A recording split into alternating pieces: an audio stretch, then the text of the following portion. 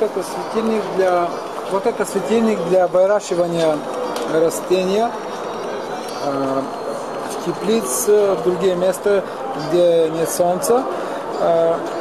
Сюда применяются специализированные светодиоды, специализированная длина волны.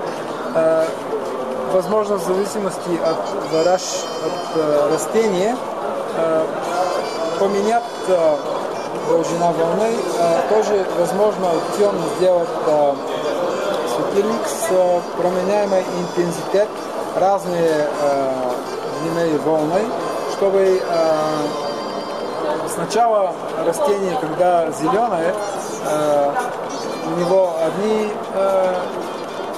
изисквания длина волны, когда становится плодой, как помидоры, как перец, плодоносящий, тогда надо подменить интенситет разные светодиоды внутри, и получается очень хороший эффект с этого, только с одного светильника, не надо поменять светильников.